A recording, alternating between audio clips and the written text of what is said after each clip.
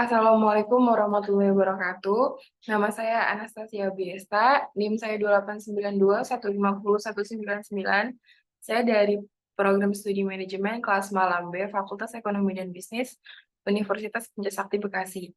Di sini saya akan mempresentasikan tugas bagian pertemuan pertama mata kuliah Manajemen Operasional dengan dosen pengampu Bapak Dermawan.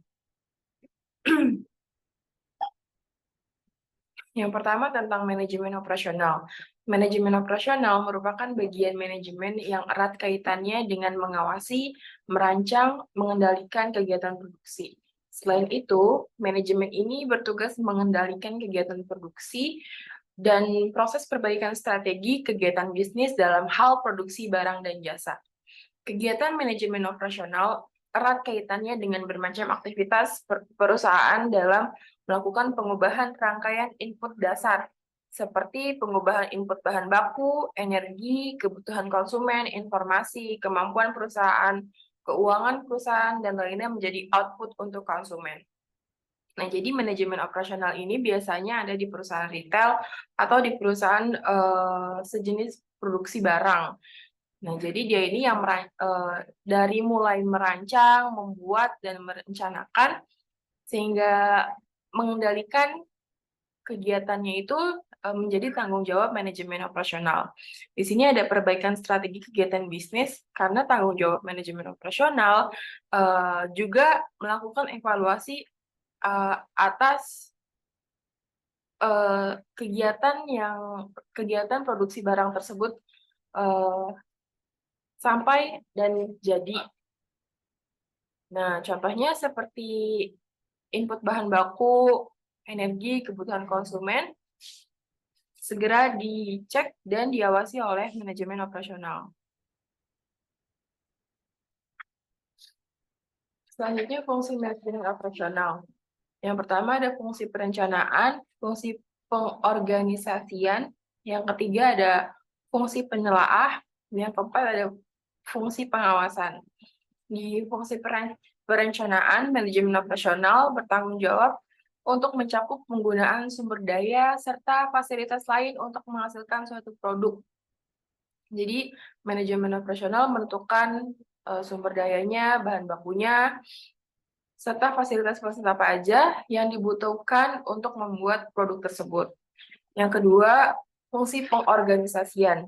Seorang manajer operasional perlu membentuk struktur individu, grup, atau divisi dalam sebuah sistem operasional. Jadi, dilakukannya organisasian agar setiap bagian itu saling bekerja sama untuk membuat suatu produk tersebut. Yang ketiga ada fungsi penelaah, peninjauan setiap kegiatan operasi dan produksi. Ditinjau, dipantau agar kegiatan operasi dan produksi berjalan sesuai strategi dan visi misi yang awal. Yang keempat, fungsi pengawasan. Manajer operasional mencakup semua aktivitas yang bertujuan mengarahkan dan menjamin agar berbagai kegiatan yang telah dan sedang dikerjakan sesuai dengan perencanaan. Selanjutnya, contoh nyata permasalahan yang sering terjadi dihadapi oleh perusahaan. Misalnya adalah masalah kualitas. Perusahaan mungkin mengalami masalah dalam memastikan kualitas produk atau jasa yang dihasilkan sesuai dengan standar yang ditetapkan. Ini bisa disebabkan oleh kurangnya pengawasan, ketidakmampuan dalam memenuhi spesifikasi, atau kesalahan dalam proses produksi.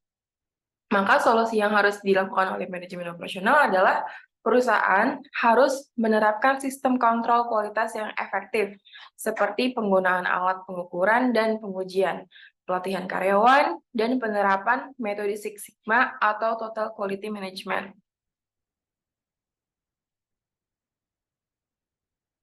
Contoh nyata selanjutnya adalah masalah rantai pasok.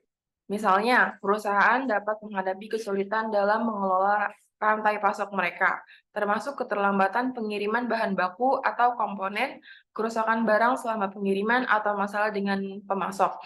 Nah, ini sering terjadi di perusahaan detail atau perusahaan produksi. Solusinya adalah perusahaan harus membangun hubungan yang kuat dengan beberapa pemasok, menggunakan teknologi informasi untuk meningkatkan koordinasi dan visibilitas dalam rantai pasok, dan melakukan diversifikasi pemasok untuk mengurangi risiko. Selanjutnya adalah contoh nyata selanjutnya masalah efisiensi operasional. Nah, perusahaan mungkin mengalami hambatan dalam mencapai efisiensi operasional yang optimal, seperti pemborosan dalam penggunaan bahan baku atau energi, ketidakefisienan dalam proses produksi, atau kurangnya penggunaan teknologi yang tepat. Sehingga solusi yang dibutuhkan adalah perusahaan harus melakukan analisis terlebih dahulu terhadap proses operasional mereka untuk mengidentifikasi dan menghilangkan pemborosan. Juga bisa melakukan dengan memperkenalkan teknologi yang lebih efisien, melibatkan karyawan dalam usulan perbaikan, dan mengadopsi prinsip Lean Manufacturing atau teknik Six Sigma.